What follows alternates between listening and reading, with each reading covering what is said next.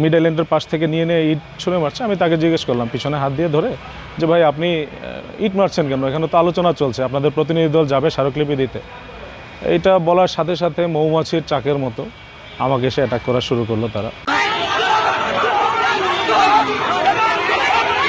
বাম ছাত্র সংগঠনগুলোর ব্যানারে যে পদযাত্রাটা ছিল, ধর্ষণ এবং নিপীড়ন প্রতিরোধ বিষয়ক যে প্রধান উপদেষ্টার কার্যালয় বা বাসভবন অভিমুখে যে পদযাত্রাটা, সেটা আমরা যমুনা যে ইন্টারকন্টিনেন্টাল ক্রসিং আছে আমরা ওখানেই ব্যারিকেড দিয়ে আটকে দিই।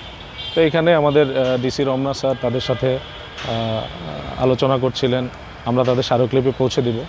কিন্তু এই আলোচনার মাঝখানে আমি দেখতে পেলাম একজন লাফ দিয়ে উঠে থুতু মারছে আমাদের পুলিশ সদস্যদের দিক থেকে। আমি যখন এই জিনিসটা দেখতে পাই, সে বুঝতে পেরে পিছনে চলে যাচ্ছে। তো আমি ভাবলাম এটা হয়তো আন্দোলনকে ভিন্ন খাতে প্রভাবিত করার জন্য কোনো আউটসাইডার আসছে কিনা, এটা চেক করার জন্য আমি যেহেতু সিভিলে ছিলাম আমি পিছনের দিকে যাই, আসলে সে কে এটা জাজ করার জন্য, চেক করার জন্য। দেশ জুড়ে তোলপাড় ওয়ালটন ফ্রিজ কিনে আপনিও হয়ে যেতে পারেন মিলেনিয়ার। গিয়ে দেখতেছি আমি সে শুধু না, আরও 3-4 জন লোক, কেউ লাঠি ছুঁড়ে মারছে, কেউ পুলিশ থেকে কেড়ে নেওয়া হেলমেট ছুঁড়ে মারছে, পুলিশের বুলেট প্রুফ জ্যাকেট ছুঁড়ে মারছে, একজনকে দেখলাম ইট ছুঁড়ে মারছে, বড় আস্ত ইট ছুঁড়ে মারছে। তো যে ইট ছুঁড়ে মারছে, এই একটা মিড আইল্যান্ডের পাশ থেকে নিয়ে ইট ছুঁড়ে মারছে। আমি তাকে জিজ্ঞেস করলাম পিছনে হাত দিয়ে ধরে যে ভাই আপনি ইট মারছেন কেন, এখানে তো আলোচনা চলছে, আপনাদের প্রতিনিধি দল যাবে স্মারকলিপি দিতে।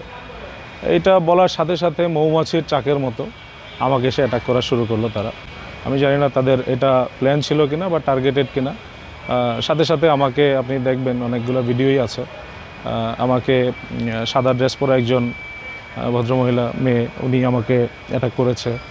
লম্বা চুলওয়ালা একটা ছেলে, সে আমার উপরে একদম সজোরে একটা ঘুষি মারে, এই কপালের এই জায়গাটা এখনও ফুলে আছে দেখুন। তখন আমি আমার আত্মরক্ষার্থে বা আমার যে ডিফেন্সিভ মেকানিজম আছে, আমি একজন ট্রেন্ড অফিসার, সো আমি আমার মতো করে আন্দোলনকারীদের বিরুদ্ধে ব্যবস্থা নিয়েছি। আমি আহত হয়েছি, আমার হাতের এই জায়গাটায় দেখেন এটা থেতলে গেছে। আমি একটা স্টেপ মিস করে ওদের ঘুষি খেয়ে, এখানে আমার একটা ঘুষি লাগে, আমি পড়ে যাওয়ার পরে আমার হাঁটু দুটো একদম চামড়া চলে গেছে পুরোপুরি। ইনিশিয়ালি আমি ফার্স্ট এড নিয়েছি ওখানেই, নেওয়ার পরে এখন ব্যান্ডেজ করা অবস্থায় আছে। ওই যে সাদা ড্রেস পরা মেয়েটার মাথার কাছে আমার হাত, যেটা নিয়ে সবাই ভাবছে আমি তার চুলের মুঠি ধরেছি কিনা। এটা একটা স্টিল পিকচার ছিল, এখানে কিন্তু টোটাল পার্সপেক্টিভটা আপনি বুঝতে পারবেন না। আপনি যদি ভিডিওটা দেখেন, অনেকগুলো ভিডিও আছে, আমার হাতে এরকম মোট করা ছিল, আমি তাকে থামানোর চেষ্টা করছিলাম। আপনি ইভেন এটাও দেখবেন, যখন আমাকে 2-3 জন এসে প্রথমে অ্যাটাক করছিল, তার মধ্যে মেয়েটা ছিল, আমি কিন্তু মেয়েটার দিকে যাই নাই। মেয়েটা কয়েকবার এসে আমাকে আক্রমণ করেছে, পিছন থেকে মেরেছে।